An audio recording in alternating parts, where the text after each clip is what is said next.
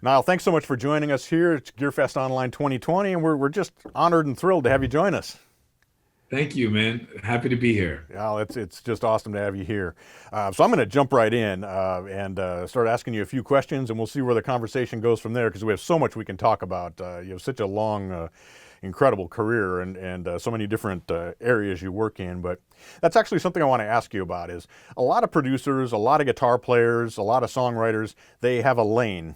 They're like, this is my lane. I do this. But you're not like that. I mean, you cover pretty much every genre that you can list, and the list of artists is so disparate, and the number of things you do. Talk a little bit about that. How you approach all these different things that you do? Um, I'm fortunate in that uh, I've always been just a working musician first, like a working guitar player. And when I first started out, I made my living uh, doing television commercials where I was mainly playing flamenco and classical guitar. Oh, wow. Um, yeah, that was super reliable because there was a television campaign that represented a coffee called Savarin Coffee, Okay. and the guy was Alexa Gente, and I was the guitar, you know, voice of Alexa Gente, Okay. um, the demanding one. So Right. that was cool. I made good money on that. I used to also do Fritos commercials, and sometimes Fritos would want Spanish guitar, and that was great. And that was cool because it was interesting. Those early classical sessions directly took me to Paramount Pictures to do Coming to America, because the guy who hired me to do all of those, flamenco and classical guitar sessions hired me to do the score to Coming to America. He had moved on to Paramount Pictures, and Wow. bingo. Wow, that's incredible. I'm actually a classical I guitarist know. myself. I mean, I still have my nails. In fact, I still play. Did you study? Yeah. Did you formally? Oh yeah.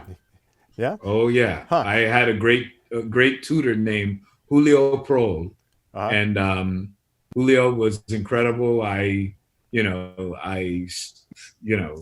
sort of excelled in Carcassi and Soar.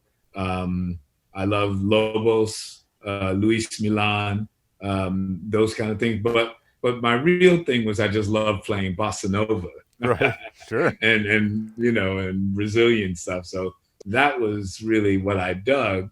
But I wasn't gigging doing that. I was gigging playing, written, written charts. Right. Right. Well, that's incredible. It's funny because I had a list of some of the genres, and there's 10 or 13 here that I had listed. Everything from disco to country to jazz to funk to rock to pop, and classical was the one that I didn't have on there. So now I got to amend my list because obviously you've also worked in that genre too. So that's that's Yeah, that's pretty cool. and I did that a lot. I mean, that really used to pay the rent. I mean, uh, the gentleman's name who used to hire me was named Steve Bedell, and he loved me. He loved the way that I played, and he loved the fact that I was fast. Because in those days, recording, as Madonna would say, "Time is money, and the money is mine." So they wanted you in and out as fast as you can do it. Right. Right. So I was really fast. Right. Well, that's awesome. That's awesome. So given that, and again, all those different genres and things that I briefly did a few of them there, do you find you adapt your playing or your approach when you go into a certain style, or even your songwriting for a certain style, or do you just do what you do and it works within the context? I actually try and adapt to the situation. I think that in almost any musical situation I'm thrust into, um, I can bend like a reed in the sound like a kung fu movie.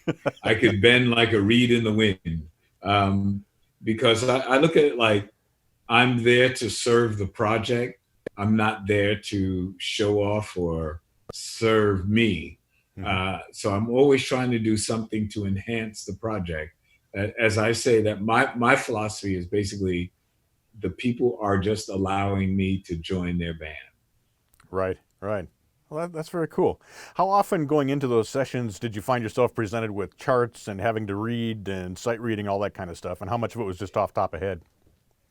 Well, in the beginning, almost everything was sight reading, and every session had charts. I remember the first time I was in a session that didn't have charts, it was actually really jarring and shocking to me. And I can tell you exactly what it was.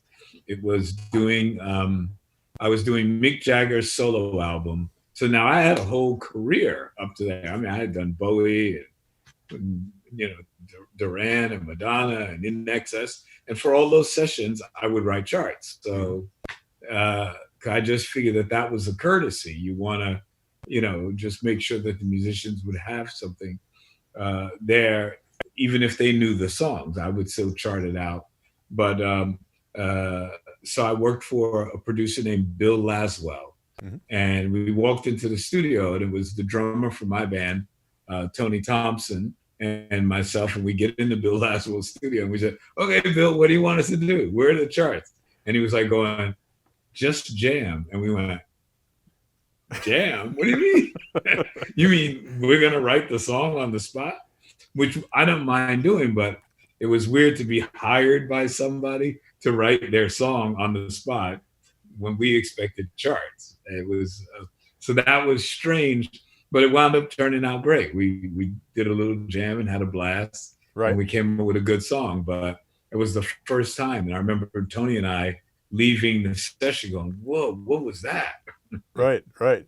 Did that change going forward then as you were producing and working in sessions? Did you bring more of that on the spot improvisatory approach to it?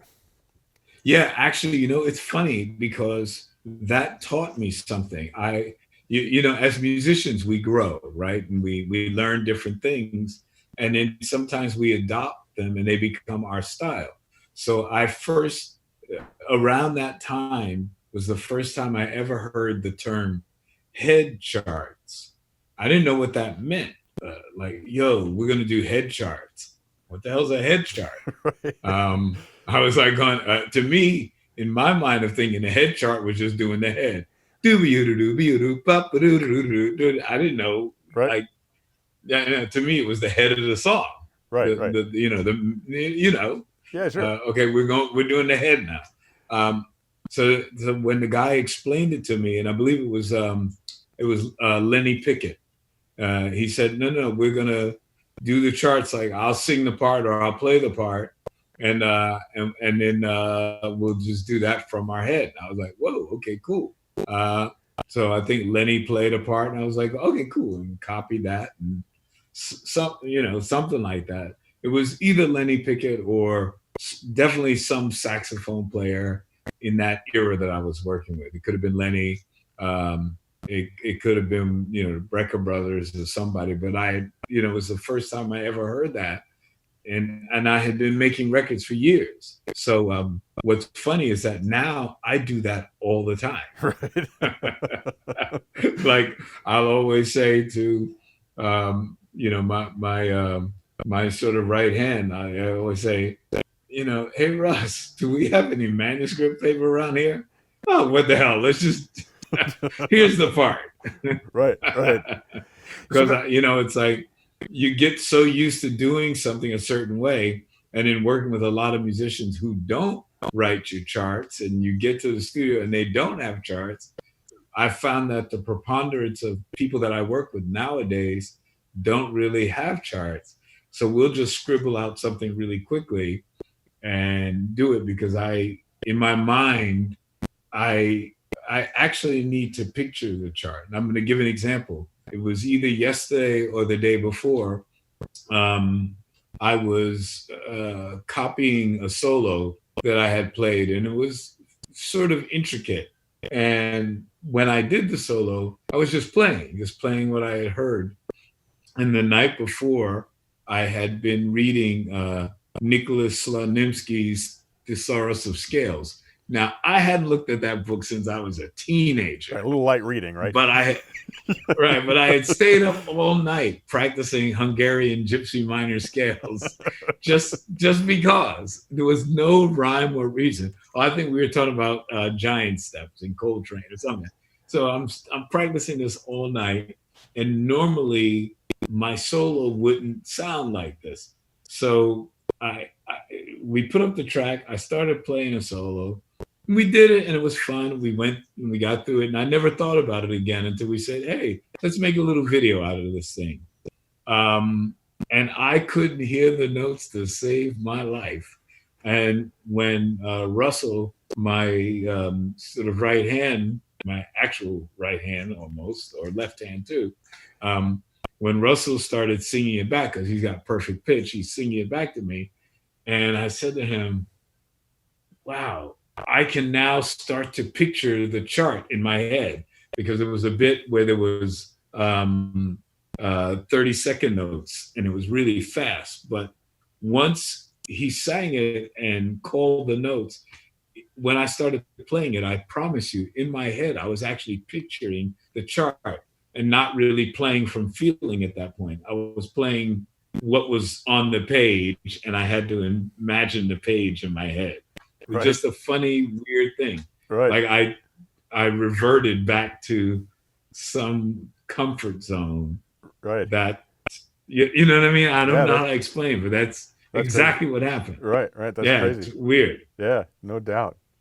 So, given how accomplished you are as a guitar player, and by the time well, I'll ask you this: given that, what is it like working with another guitar player, like a Stevie Ray Vaughan or a Jimmy Vaughan or an Eric Clapton or a Jeff Beck or someone like that? You've produced and worked with those players. I'm curious how that interaction goes. It's always great. I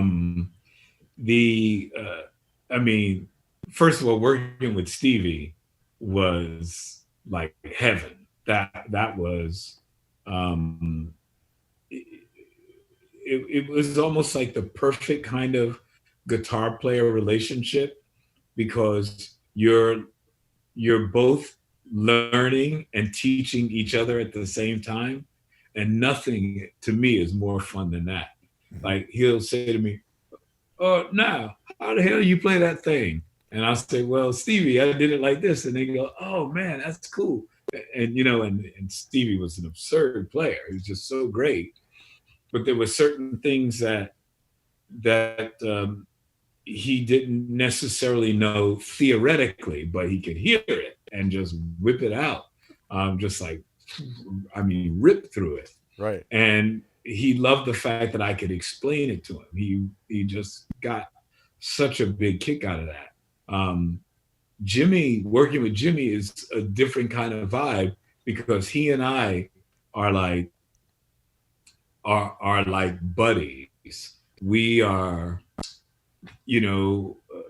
Jimmy I had known before Stevie, even though he and I had never met.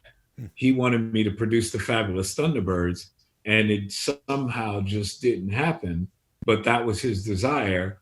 And it was interesting that I wound up working with Stevie before I worked with Jimmy, and then I wound up working with Jimmy on quite a few projects. Right. It's those guys were great. Working with Eric, I just worked with Clapton a few months ago, had the time of my life. I was just so much fun. Wow. Compared to like years and years and years ago when I worked with him and he was sober and I was out of control, drunken drug maniac. And it was just so wonderful to sort of kiss and make up and do it through music, which was awesome. Yeah. Like, wow. So and it's interesting that all of us guys are like Fender Strat guys. We're on stage. We're on stage and I was like looking around. I went like, Jesus Christ, everybody's playing a Stratocaster. It was me, Eric, Ron Wood had a Strat.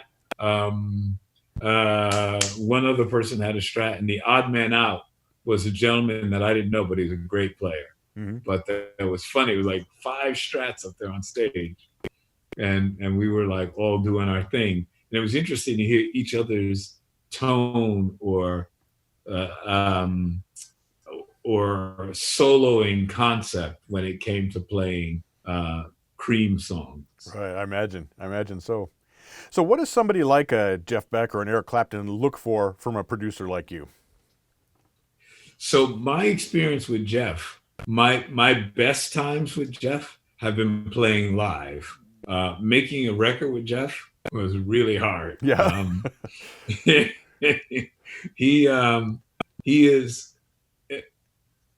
so I like Jeff Beck is like a hero to me.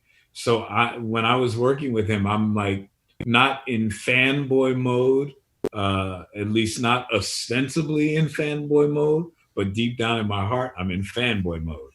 So what did I want? I wanted the Jeff Beck group. So I wanted Rod Stewart, Jeff Beck, Nicky Hopkins. I wanted Beckola, 2.0. Right. And so I was trying to manipulate that situation, which I will probably never do again. And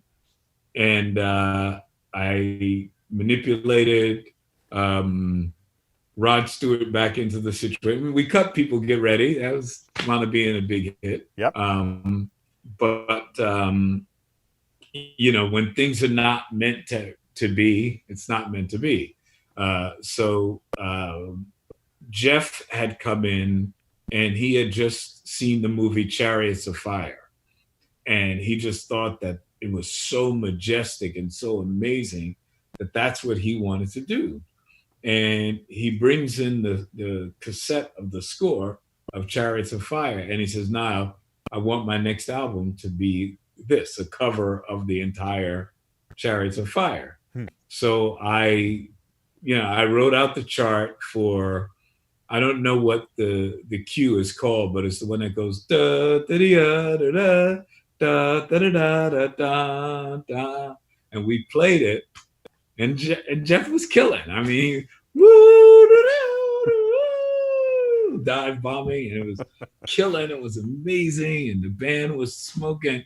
But I knew that I had a greater responsibility to not just do that for Jeff, because I wanted to make a hit for him.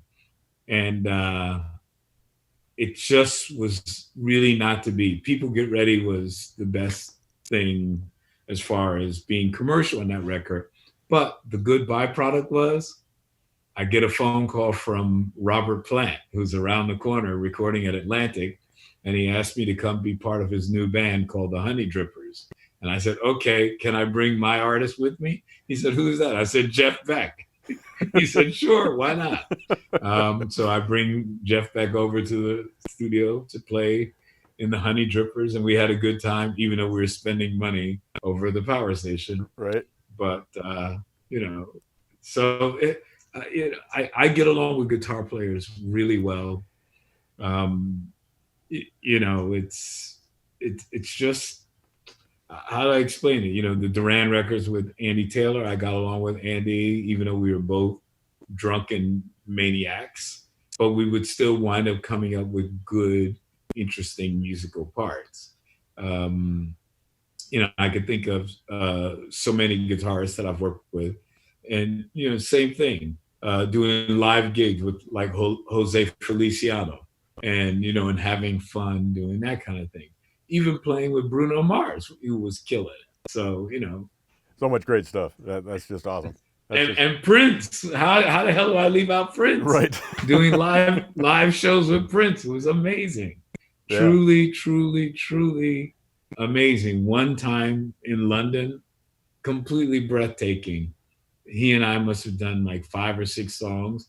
And then he played with my band Sheep down in New Orleans. He came out on stage with us and started playing Let's Dance.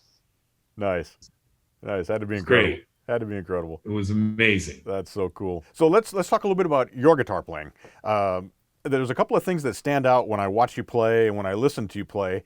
Guitar players, of course, are always very interested in technique and gear and those kinds of things, but the hallmark seems to be really muting as much as anything else and really Yeah. controlling the strings. Can you talk a little bit about that? Yeah. So it's interesting that you bring that up and that you notice it. Um, I I would say that muting and silence in between the funk and the chucking is the I think it's the foundation of my playing. I build my house on that. If you see the way I hold my pick in my right hand, my this part of my hand is always lying on the strings. That's how I play. And every now and then you'll see me lift my hand up from the guitar, and that's because I'm trying to get maximum volume, uh, because I play with a very clean, controlled tone.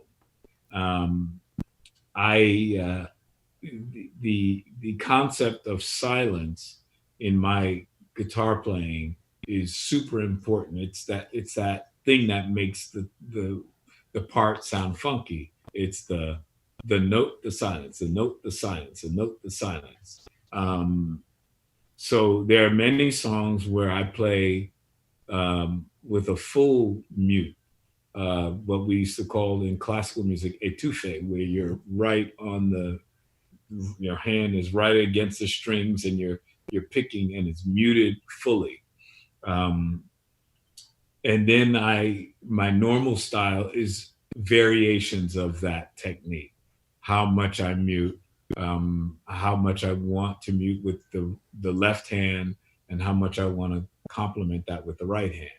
Um, that's that's sort of my signature main thing.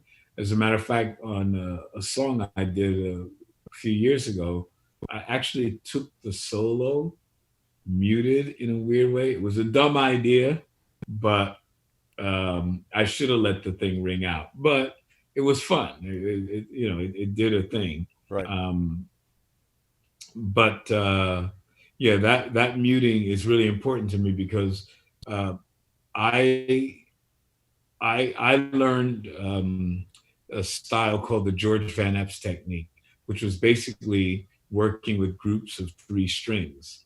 And uh, and if you notice that George Van Epps, when you look at his guitar, he actually has a damper over that he used that came from the that was over the nut that would lie right at the top of the nut and that would dampen the strings. So that was part of his thing, not hearing those sympathetic overtones from those strings that you don't want to speak. But I learned to do that with my hands, and I just don't use other things. I don't use capos or uh, I don't use alternate tunings or anything like that. I'm straight up normal Right. standard tuning guy, Sure. no capos, no nothing, and that's it. If Right. I can't do it or figure out a voicing that's complementary with regular guitar tuning, um, then I don't think I belong on the song. And so that's rarely happened in my life where they erase me from the song, but it has happened. Right, right. So I would imagine then that, I mean, George Van Epps, one of the things he's known for is the depth of harmonic knowledge and complexity that he brings to his things. And having studied Yeah. that, is that where you're? Because I hear a lot of fragments. You mentioned the three-note chords and things, but you're not necessarily just playing the root and the fifth when you play those fragments. A lot of times you're playing some of the extensions and things. The extensions, Yeah. correct. How do you view that? Do you think, well, now I'm going to play a G13 flat 9 and then you just subtract all the rest of it? Or are you just looking at the notes that are going to drop in on top of that? Yeah. So what I do, typically the way I like to think of a song as a long linear journey, once I am familiar with the changes or whatever, um, in my head I automatically know where the extensions are, where the substitutions are. I just sort of automatically know that. And when I'm going to those various voicings, which is interesting that I play pop music. I mean, that's not the normal kind of pop music guitar playing. Um, but when I do that, it's to me, it's what makes the song interesting. I explain it as I feel like I'm the right hand of the piano when I'm doing that sort of thing. Right. I'm doing all those little, playing the four chord against the one just for embellishment and flatting various tones uh, that would sort of make a little bit of tension. It's funny. Last night I was saying to my girlfriend, um, I wonder how many pop songs actually have a minor 13 chord. And we were talking about Let's Dance. Right. I says, maybe a Steely Dan song might. Maybe. Maybe, right. But I said, maybe, but I doubt it. I said, in that strange way, Let's Dance stands out as something with, just an interesting bit of harmonic complexity just for for a moment, Right. which is sort of like chic songs. We do that a lot. Um, but when you actually hear us play it, comes out very simple because the keyboards will do something that's very harmonically stable, where the guitar does something that's a little harmonically um, unstable, but it's just for a second to give it that tension. And it's because in that position, I can do voice leading that basically is just two notes that's just going a whole step up and down, a whole step up and down. Right. Um, and it's so smooth that you don't even think about the spelling of the chord. You just hear this pretty sounding thing. So is that the way more that you conceive of it then, that you're voice leading between chords, between different notes? Because if you just throw that in on top of somebody who's not playing something complementary, you got a big clash and maybe too much tension. Right. That's right. Yeah, yeah. No, my thing is all about voice leading. I mean, I am so into that. I want you to be able to hear my guitar melodies as we're playing the song. Hmm. Um, Most people don't pay attention to it, but if my melodies are not modally correct to me, I don't really do that. And if I jump to something that's say like that's way uh, like that's say like more than a fifth away from where the upper voice was, I'll play my way back into the pattern. So if I'm, way down here, like say on the third fret, and I jump up to the 12th fret, I'll play my way back into whatever the pattern was. Get Lucky with Daft Punk is a great example of that. When you listen to those three guitar parts working, they're actually working with each other. When I do a sort of voicing uh, of those very simple progression, the single note that's playing the lick is being complemented by the other guitar, the third guitar that's complementing both the single note part and the original rhythm part. Okay. Right. Right. So Yeah, there's if you listen to it closely, you'll see there's something very funny that happened to me in Ibiza. Pete Tong played Get Lucky for me, and I was sitting in the audience, and he gave me a guitar and said, "Hey, you want to play along with it?" And I was sitting in the audience, and I was sort of like a deer in the headlights because I was stuck. Because it basically it's four chords, but I'm listening to all of the intricate stuff in the middle of it. And somebody screamed out from the back of the room, "I can't believe you can't play that. It's just four chords." And I looked at him and I said, "That's what you hear? That's why you play like that." I'm that's a, listening to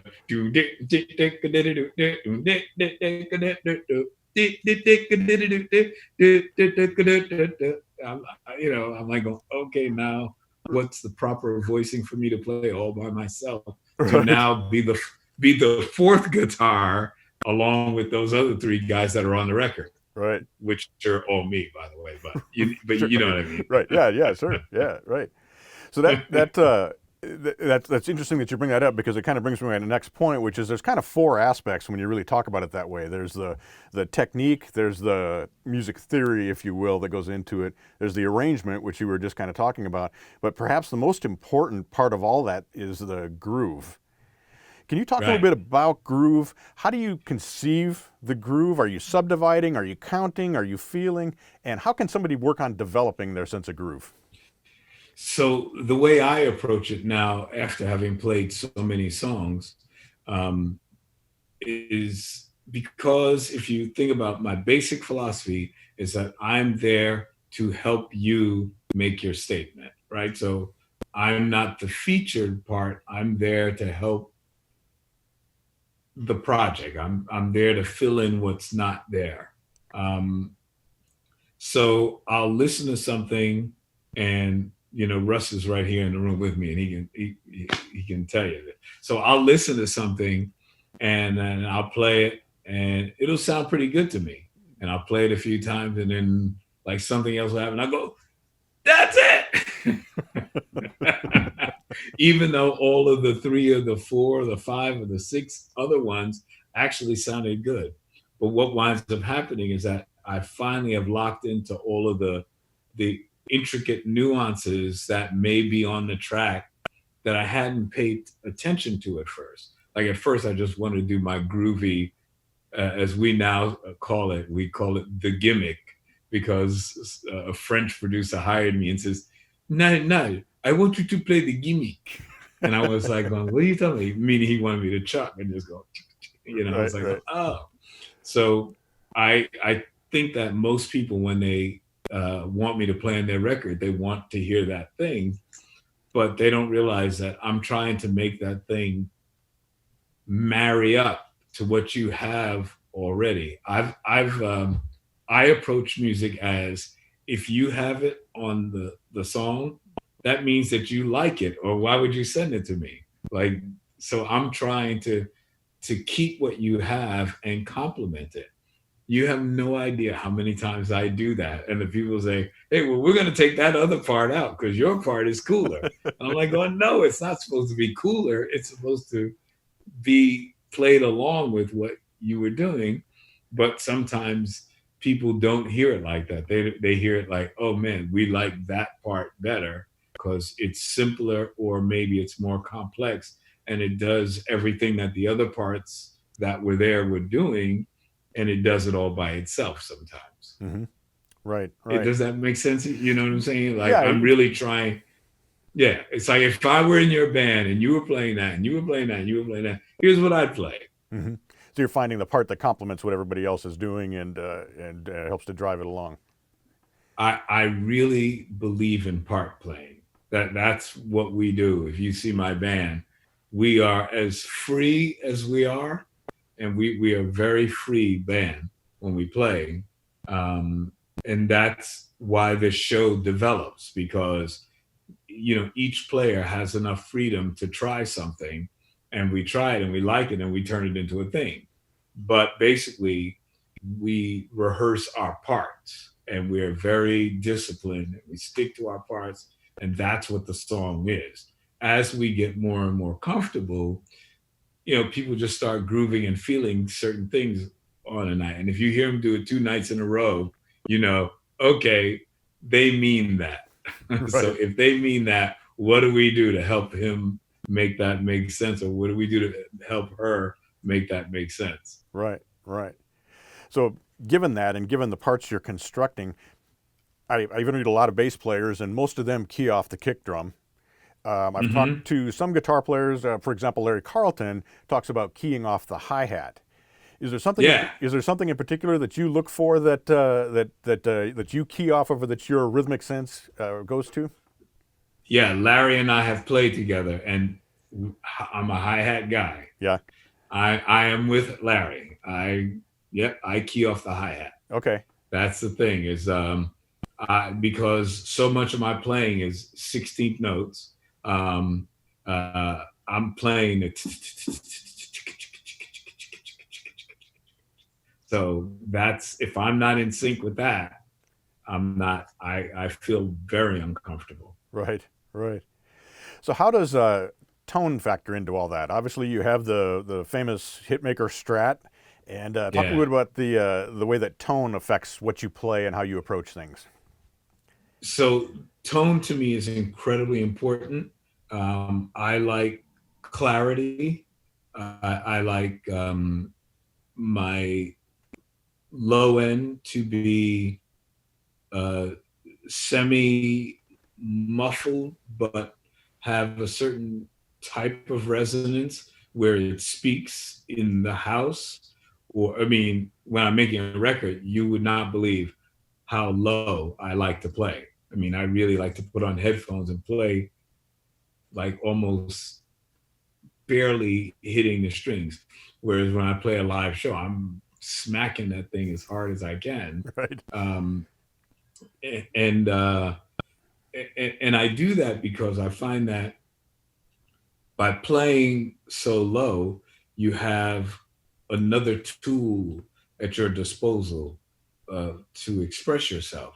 You have dynamics, and to be able to have that type of control of over dynamics in, you know, even in a studio session, to me is incredible.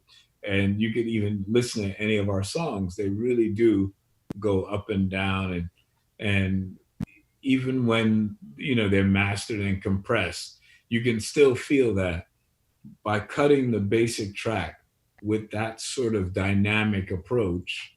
um, it makes the funk elements in the song really speak well. um, to me, funk is so much about dynamics. It's incredible, and I like to think that what's happened to me, I've morphed into a funk guitar player. Like, that's what I do, and that's what I want to bring to the party. And and funk for me now has become a sort of state of mind in a way when it comes to playing. Like when I just did the show with Clapton and those guys, um, even though we were basically playing blues, I wanted to bring a sort of element of jazzy funk to the solos that I was playing. I didn't want to, you know, just put on a, you know, an overdrive pedal and just, you know. right, I mean, I did that when I was 16 years old. right, Yeah, I was like, okay. right. I wanted to bring a sense of, you know, a little bit more intellectualism to it, if you will. But it's also just because that's the way I think now. I think to be funky and to superimpose that harmonic knowledge over something that you normally would not hear that type of playing just sounds really cool. And I could feel from Eric's reaction that he was digging it too. So when you're recording these tracks and you're playing with such a light touch and at such a low volume, how are you? What's your preferred method for recording your guitar in that situation? So we're big on direct, and I have been ever since I met Bob Clearmountain 40 years ago, more than that now. And Bob Clearmountain was really um, important to my whole concept of making records, having the direct signal and blending it with the amp. And and in today's world, we have even more flexibility because we can dial up amps. We can, you know, I have a whole locker full of amplifiers we never even touch anymore, because we can model the amp sounds that we like. And you know, if I were in a studio with a band and we're playing live, then of course I like it old school and we have the amps and we're bashing away. But to get the best out of me, even if I do that, I'll wait until the band has finished playing and then I'll come in and overdub my part with headphones and the track really quiet. Hmm. Nice. Do you is there much processing being applied in the console? Are you compressing heavily? Are you doing a lot of EQ there? It's really interesting that people find it odd when I tell them that I don't really use compressors. Like, um, and I mean, at some point, yes, I will employ compressors. And at some point, when we move into the mixing phase, yes, we do. But because so much of what I want to hear is the what the Fender guys were calling my bone tone. I want to hear my muting and the opening of the strings. I don't want anything to really affect that too much when I'm cutting. But after I cut, then we'll start to change volumes because we'll realize, well, maybe you muted too much there. Well, there's not enough resonance, so the mid range is not speaking well enough. So let's fool around with it. But I find that when I'm actually playing, I really want to hear as much natural guitar stuff as I can hear. Hmm. That's my preferred way of playing. Um, so every now and then, uh, uh, and what's great working with Russ is that he understands that now incredibly well. So when I come in to do a guitar overdub, it's really like working with Bob Clearmountain. They're like ready to go. It's like, okay, it's like he'll turn to me all the time and say, "No, what volume you have you good? Oh, right, I still have it too hot because I was tuning up." And he'll turn around. What level is your guitar at? Oh, sorry, man. What level is your guitar? Oh, right, sorry, man. Because I forget. It's like, so now my way of playing and recording has become his way of recording me, and it's really great to have that relationship where the person knows it's your comfort zone and that's where you want to be. As I said, in the beginning of my career, we did every record with Bob Clearmountain. When we got to the studio, it was always ready to go because he was never far off from the Right. moment we got in. And in those days, we were cutting analog records and spending money on tape and things like that. And recording was very expensive for a black band. I mean, we got to be really truthful about pop music and rock and roll. When we got signed, even though nobody sold more singles than Chic at Atlantic Records, we still have set the record. We're the biggest selling single in the history of Atlantic Records. Right. Still, our budget to record an entire album was $35,000. Wow. We would see rock and roll bands who were just getting signed and they had $100,000, $200,000. Like, what? Wow. Like, like here we are family. He's the greatest dancer, the freak, good time, and like all these hits, and our budgets were still tiny. So there was a huge difference in the way that black artists were treated, even though Atlantic was really formed as an R&B record company that Ahmet Ertegun wanted to have, people like Ray Charles and artists like that. But after Woodstock and, the sort of, I guess, the artistic paradigm changed just because the money was different. It was more of a rock and roll kind of label.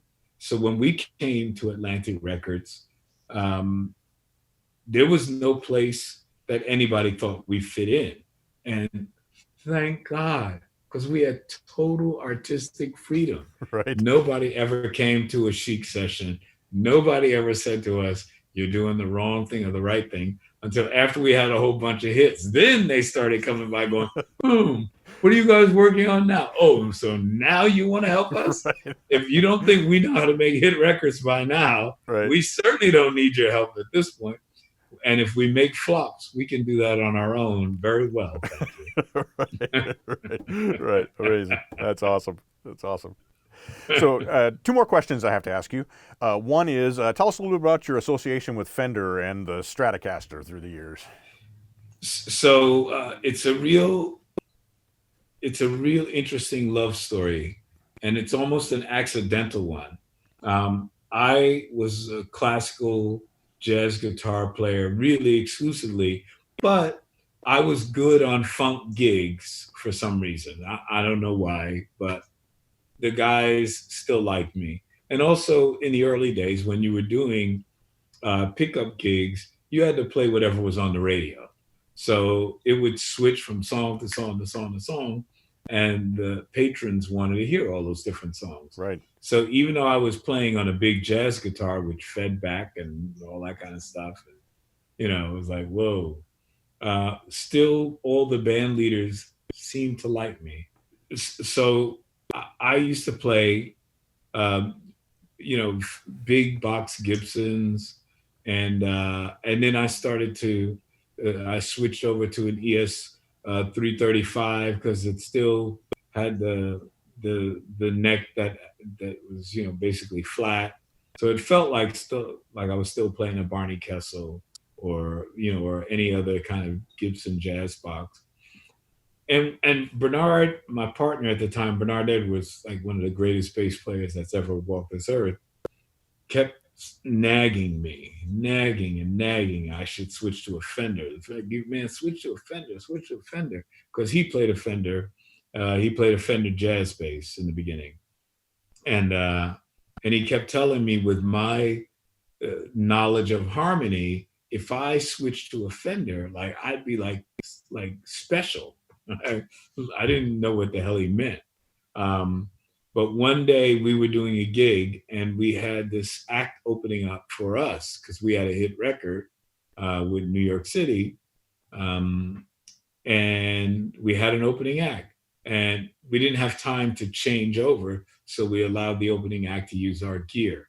And this young kid, probably all of 16 years old, came in with a Fender Strat and was playing through my big, gigantic, gorgeous acoustic amplifier with the horn in it, Right. which was almost superfluous with my big jazz box. Totally made no sense, but it looked like Sly and the Family Stone, so Right. we Right. were into it. That's awesome. And this kid came, he plugged into my amp, and he sounded amazing. And he didn't know half the stuff that I knew, but just hearing him chuck and play the same songs on the jukebox that we were playing, and it sounded perfect. It was like, wow, that sounds like the record. And the look that Bernard gave me that night, the stare, like they say, if looks could kill, you wouldn't be talking to me right now. I'd be dead as a door. I mean, Bernard, I'm looking at this little kid. I'm awestruck by the way he sounds, and Bernard is looking at me like I've been telling you this all the time. Meanwhile, this 16-year-old kid comes in here and plays it. Now you want to strap. So I went out to a pawn shop. We were gigging in, I think it was Hialeah, Florida, or Hollywood, Florida, or somewhere around Miami Beach.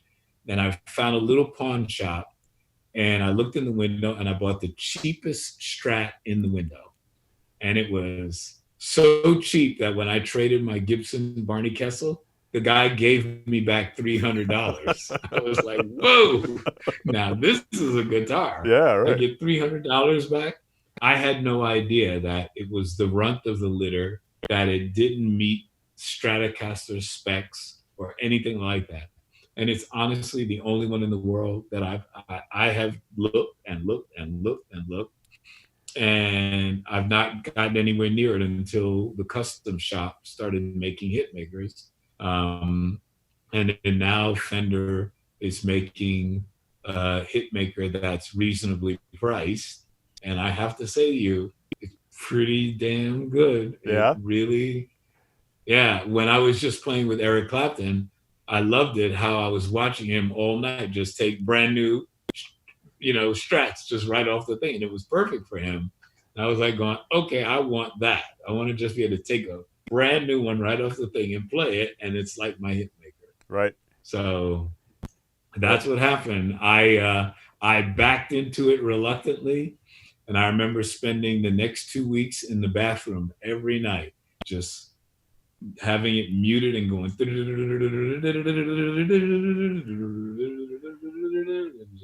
playing like really fast like that over each string, muted, because my drummer was sleeping.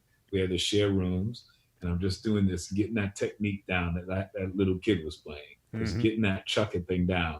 And then finally I emerged like 2 weeks later, like that funk kind of guy. Right. That's amazing. There's some unique characteristics to the guitar. My understanding is it's a pretty lightweight alder body from 1960 and then a 1959 neck with an extra thin headstock with some heavy tuners and things. Super thin. Yeah. So there's some interesting characteristics there. And the brass pickguard, did it have all those appointments when you got it, or did you add some of those things later? No, I added, well, the thinness, that was like that. But I didn't know. I didn't know anything about a Strat, so it just was what it was. Right. The lightness, that's what it was. And because it's a hardtail, it doesn't have the weight of having the springs and the tremolo bar set up, so it doesn't have to be thick enough to hold it. So it's pretty thin. So when I got it, there were a lot of R&B songs that you needed that technique where you play the note and then play the volume, and you play it with the volume knob. And it's hard to do it with Fender knobs, so I had to put Gibson speed knobs, what we call them, right, on it. And the most common one was Marvin Gaye's "Let's Get It On," when it goes, wow, wow, wow, wow. Right. I've been really trying, baby. Right. Wow, wow, wow. And it's all done with a volume knob. Or maybe the dude was rich enough to have a volume pedal. But that was Motown. But we had to do it with our hands, and I still do it with my hand. When Russell is playing "Get Lucky," and we're doing the sort of intro, I do a whole little thing with my volume knobs. He's playing keyboards and setting it up, and I'm doing the crying with the volume knob. So I actually still use them. And every now and then when we break down and we do Let's Dance, and my drummer Ralph is talking to the crowd, I'm doing speed knob tricks and stuff. So right, it's still a useful technique. And the good thing about it is that if a person did it with a volume pedal, they'd have to be at their pedal board. Well, I can do it all the way on the other side of the stage. Right. Because I don't have to be near any pedals, because I only have 4 pedals on the thing anyway. Right. And one of them certainly isn't a volume pedal. I'm not going to use that valuable space to just go, Right. Man, I so appreciate you taking time. I have just one more question for you, and it's the perfect question for you because obviously you're at the top of the game there, and you interact with so many great artists as well. So my question is, what makes a great artist? I think the ability to express themselves, and it doesn't make any difference what your discipline is. If you can express yourself through music, through dance, through art, through literature, that's what's important. That's what art is all about. You're able to express yourself, and you can get clearer and clearer. Last night, believe it or not, I watched Saturday Night Fever with the closed captions, and I went, "Staying Alive" is an incredible song. I never knew what the hell they were saying except for "Staying Alive, staying alive." But then when it was like, we can understand the New York Times can help define a man, or something. I was like, what? They're saying things like that. It was like so incredibly intellectual and wonderful, and I was blown away. Like a song that I used to listen to and dance to in 1977. For the first time, I had an intellectual understanding of where it was coming from, because I put on the closed caption setting, right, so I could finally see what the damn lyrics were after all these years. That's great. Nile, thanks so much for taking time to sit down with us today. We appreciate you coming out of your busy schedule and joining us here for GearFest 2020. It's been a real pleasure. Thank you, man. Real pleasure here. And take care. I hope we can get you out here to visit us sometime at Sweetwater. Yeah, I'd love to come on out. Come back to Fort Wayne, right? Fort Wayne, absolutely. Right. Thanks so much, bro. You bet. Thank you. All Take right, care. Man. Peace. Our thanks to Nile Rodgers for joining us here at GearFest Online 2020. It was a real pleasure to get to sit down with him. What an inspiration and what an incredible career he's had.